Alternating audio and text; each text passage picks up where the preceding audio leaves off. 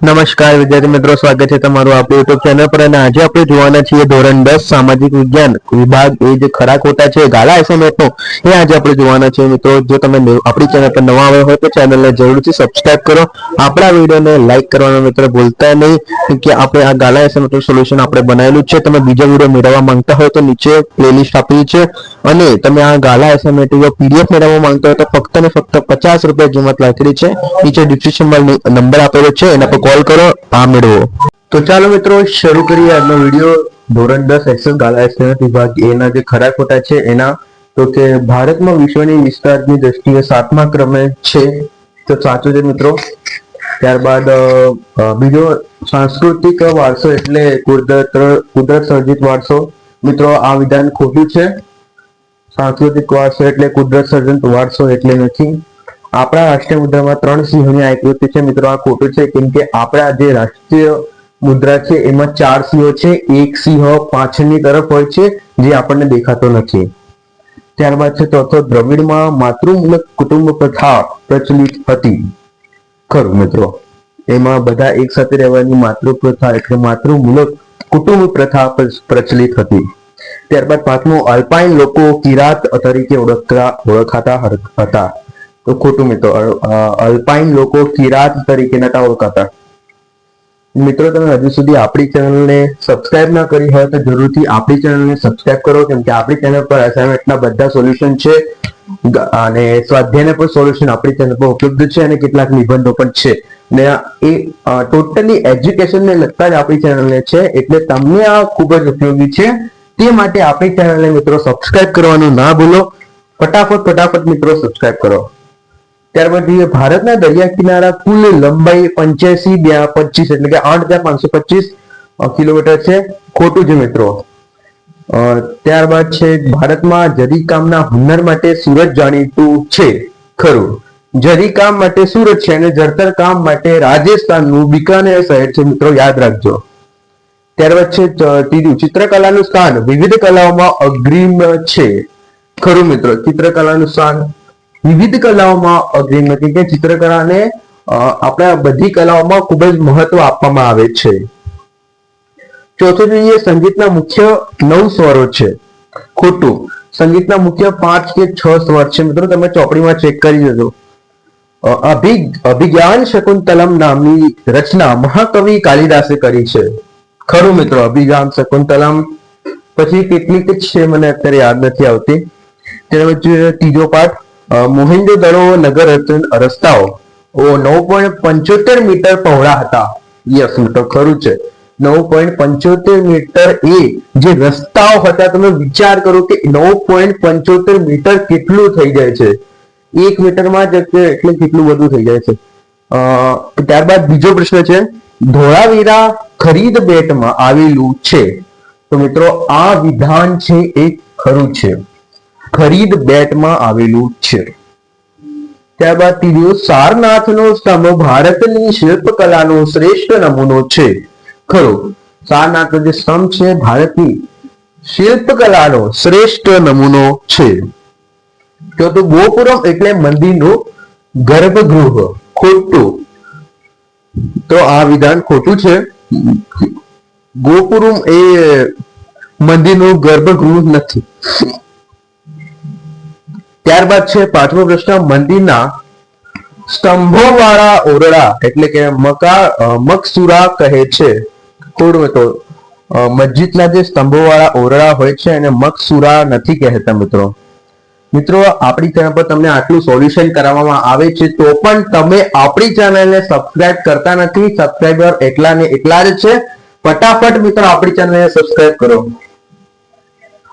ત્યારબાદ જોઈએ, વેદાંત સાહિત્યકાંડમાં કર્મકાંડ, જ્યોતિષ અને વ્યાકરણને સમાવેશ થાય છે, સાચું છે મિત્રો। જે વેદાંત સાહિત્ય છે એમાં કર્મકાંડ, જ્યોતિષ અને વ્યાકરણનો સમાવેશ તો કરવામાં આવે છે। ત્યારબાદ છે બીજું, પ્રારંભિક બૌદ્ધ સાહિત્ય તમિલ ભાષામાં લખાયું હતું, ના તમિલ ભાષામાં નતું લખાયું પ્રારંભિક બૌદ્ધ સાહિત્ય। એ તમારે કમેન્ટમાં કરવાનું છે મિત્રો, કમેન્ટમાં આનો આન્સર આપો કે પ્રારંભિક બૌદ્ધ સાહિત્ય કઈ ભાષામાં લખાયું હતું। અને મિત્રો જો તમે આ પીડીએફ મેળવવા માંગતા હોય એટલે કે આખા ગાલા અસાઇનમેન્ટના સોલ્યુશનની પીડીએફ મેળવવા માંગતા હોય તો નીચે જે ડિસ્ક્રિપ્શનમાં લિંક એટલે કે નંબર આપેલો છે એ નંબર પર તમે કોલ કરીને આ જે પીડીએફો છે ધોરણ 10 કે ધોરણ 10 અને 9 ની પણ આપણા જોડે ઉપલબ્ધ છે. ખાલી ને ખાલી 50 રૂપિયા મિત્રો પ્રાઇસ રાખેલી છે આપણે, તમે તે મેળવી શકો છો. ત્યારબાદ જોઈએ તુર્કી ભાષા દિલ્હીના સુલતાનોની રાજ્ય ભાષા હતી. ખોટું. દિલ્હીના સુલતાનોની રાજ્ય ભાષા તુર્કી ભાષા તો નહોતી, ઉર્દુ ભાષા આઈ થિંક હોઈ શકે છે. વિજયનગરના મુઠ્ઠાન સમ્રાટ કૃષ્ણદેવરાય હિન્દી અને સંસ્કૃતના લેખક હતા. ખોટું. મુઠ્ઠાન સમ્રાટ નતા, બીજા કોઈ હતા.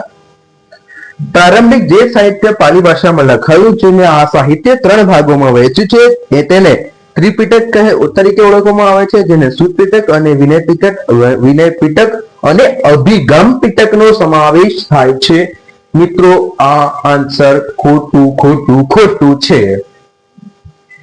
મિત્રો આપણી ચેનલને તમે હજુ સુધી સબસ્ક્રાઇબ ના કરી હોય તો ફટાફટ મિત્રો ચેનલને સબસ્ક્રાઇબ કરો. વિડીયો તમને ગમ્યો હોય તો વિડીયોને લાઈક કરવાનું મિત્રો ભૂલતા નહીં, ફટાફટ લાઈક કરો. ત્યાર પછી રાસાયણિક શાસ્ત્ર એક પ્રયોગાત્મક વિજ્ઞાન છે. ખરું મિત્રો, રાસાયણિક શાસ્ત્ર એક પ્રયોગાત્મક વિજ્ઞાન છે. 5મા ચેપ્ટરનું છે આ મિત્રો, તમે એટલું બી કહી દો, એ લખેલું નથી તો પણ આપણને મોટે યાદ છે. નાલંદા વિદ્યાપીઠના બૌદ્ધ આચાર્ય નાગા અર્જુન હતા. ખરું. શાલિહોરાનું અર્થશાસ્ત્ર ખૂબ જ પ્રચલિત છે એટલે કે પ્રખ્યાત છે. ખરું મિત્રો. તમારું નામ કોમેન્ટમાં કરવાનું ભૂલતા નહીં, કેમ કે આપણને ખબર પડે કે કયા વિદ્યાર્થી પાસે આપણો વિડીયો પહોંચ્યો છે. ત્યારબાદ ચોથું, શૂન્યની શોધ આર્યભટ્ટે કરી. સાચું છે મિત્રો. સૌથી પ્રાચીન સમયમાં આર્યભટ્ટે આ શૂન્યની શોધ આપણા દેશમાં કરી લીધી હતી. ત્યાર પછી 5મું, ભારતના પ્રથમ ઉપગ્રહનું નામ ચંદ્રયાન હતું. ખોટું. કેમ કે ચંદ્રયાન હતું, પ્રથમ ઉપગ્રહનું નામ આઈ થિંક આર્યભટ્ટ હતું. કેમ કે આર્યભટ્ટનો પણ આમાં કેટલોક આર્યભટ્ટ જ હતો આઈ થિંક. તમે કમેન્ટમાં જણાવો કે પ્રથમ ઉપગ્રહનું નામ, ગૂગલ સર્ચ કરીને તમે કમેન્ટમાં જણાવો. આપણે હવે ચોક્કસ ખ્યાલ નથી. આઈ થિંક તો આર્યભટ્ટ જ હતો. ચંદ્રયાન તો હમણાં લોન્ચ કર્યો હતો. કઈ વાંધો નહીં, બીજું જોઈએ. ઓક્સિજન અને નાઇટ્રોજન વાયુનું સર્વસુલભ સંસાધન છે. ખરું. ઓક્સિજન અને નાઇટ્રોજન વાયુ સર્વસુલભ સંસાધન છે. ત્યારબાદ બીજી, કાળી જમીનમાં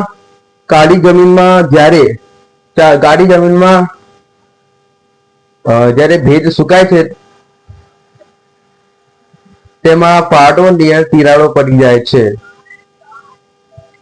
ખરું છે મિત્રો. આ કાળી જમીનમાં જ્યારે પણ ભેજ સુકાય છે ત્યારે તેમાં પાટો અને તિરાડો પડી જાય છે.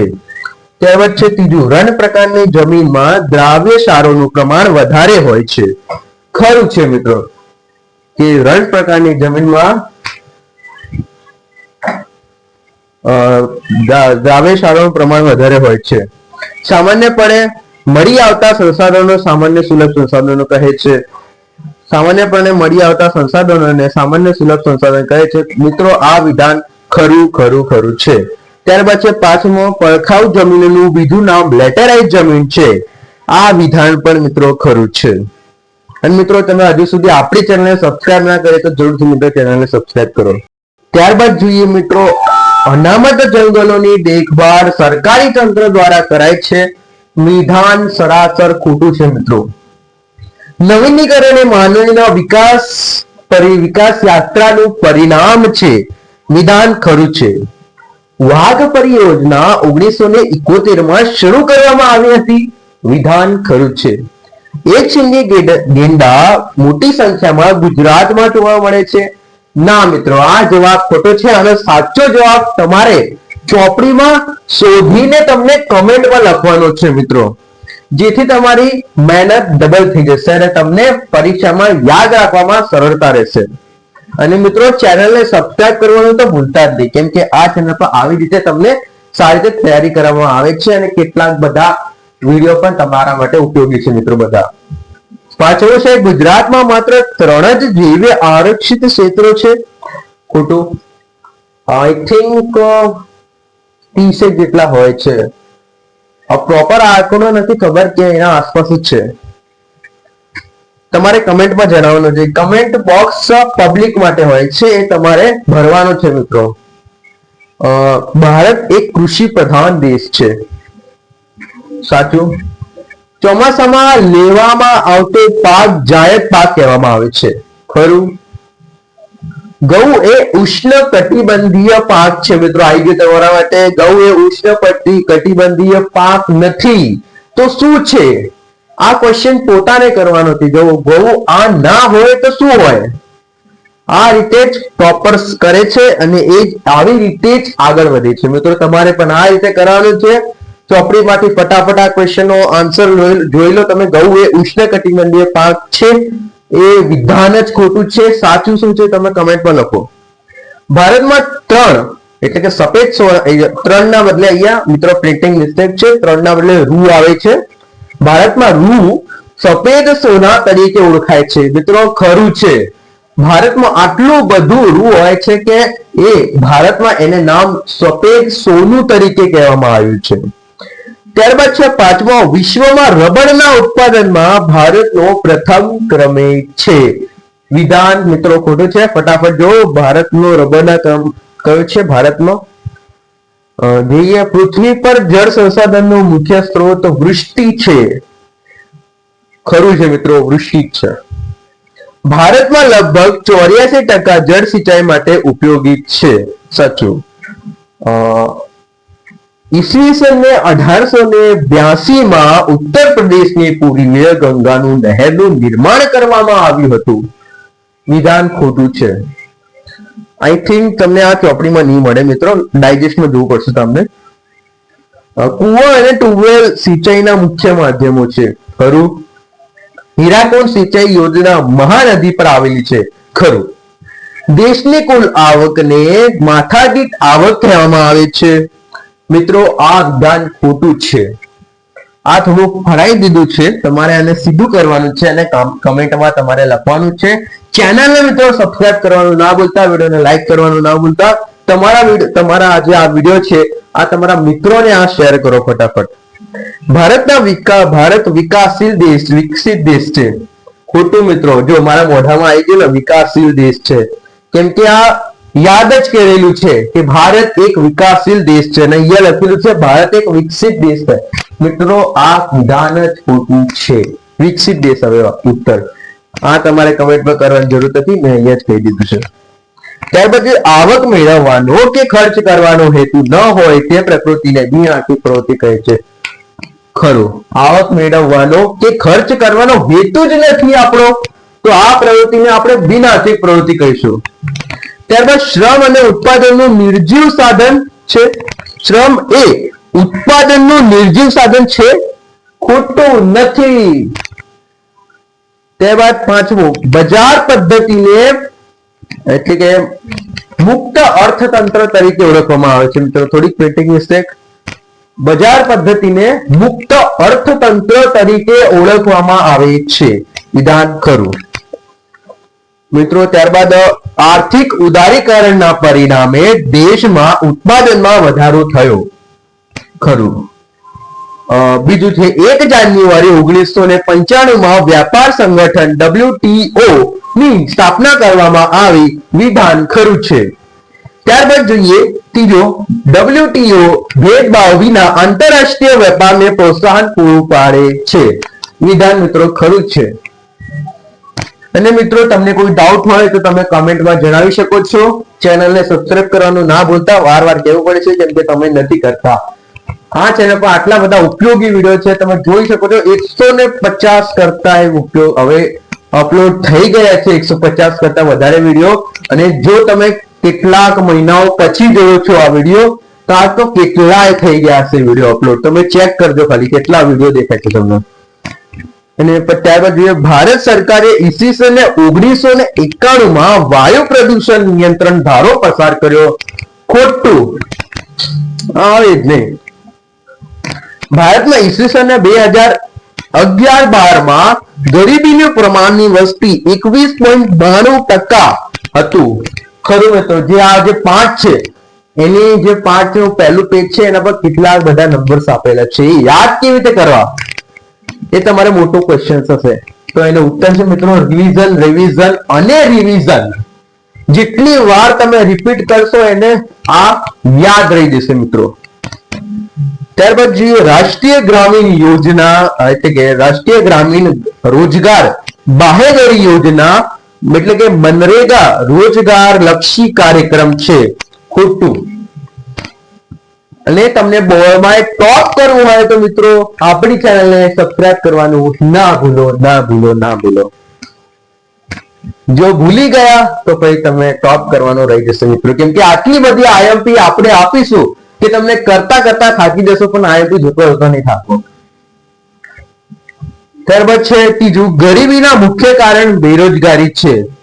સાચું છે, કેમ કે ગરીબી ત્યારે જ હશે ને કેમ કે લોકો બેરોજગાર થશે ત્યારે ગરીબી થશે. જો લોકો બેરોજગાર ના હોય તો ગરીબી ક્યાંથી આવે? જો તમને 2 ટાઈમનું પૂરતું ભોજન મળતું હોય તો તમે ગરીબ ના કહેવાઓ. જેમને આ 2 ટાઈમનું ભોજન એક હિન્દીમાં કહીએ તો રોટી કપડા ઓર મકાન એ રીતે છે, પણ આપણે ગુજરાતીમાં બનાવી છે ખોરાક, કપડા અને રહેઠાણ. એમાં 2 પ્લસ છે, શિક્ષણ અને આરોગ્ય એવી રીતે કઈ છે, સ્વાસ્થ્ય. 5 આવે છે આપણા સામાજિક વિજ્ઞાનમાં. ત્યાર પછી ગરીબીના કારણે બેરોજગારી ઉદ્ભવે છે. ખોટું. બેરોજગારીના કારણે આ સેમ ટુ સેમ ઉપર નીચે સેમ ટુ સેમ. આ થોડું ફરાઈને પૂછેલું છે. પરીક્ષામાં કદાચ આના કરતા ફરાઈને પૂછે. આપણે તૈયાર રહેવાનું છે. પ્રશ્નને 2 વાર વાંચવાનું છે મિત્રો, ધ્યાન રાખજો. ત્યારબાદ છેલ્લો પ્રશ્ન જોઈએ આપણો, ભારતમાં બેરોજગારીની સમસ્યા વધુ ઘેરી બનવા પાછળના મુખ્ય જવાબદાર કારણો વસ્તી વધારો નથી. ધ્યાનથી સાંભળો. ભારતમાં બેરોજગારીની સમસ્યા વધુ ઘેરી બનાવવા પાછળ મુખ્ય જવાબદાર કારણો વસ્તી વધારો નથી. વિધાન સરાસર ખોટું. મિત્રો આથી આપણો વિડીયો પૂરો થાય છે. તમને વિડીયો ગમ્યો હોય તો વિડીયોને લાઈક કરજો, ચેનલને સબસ્ક્રાઇબ કરવાનું મિત્રો ભૂલતા નહીં. તમારા મિત્રોને શેર કરો. કોઈ ડાઉટ હોય તો કમેન્ટ કરો. પીડીએફ મેળવવા માંગતા હોય તો નીચે ડિસ્ક્રિપ્શનમાં નંબર આપેલો છે, કોલ કરો.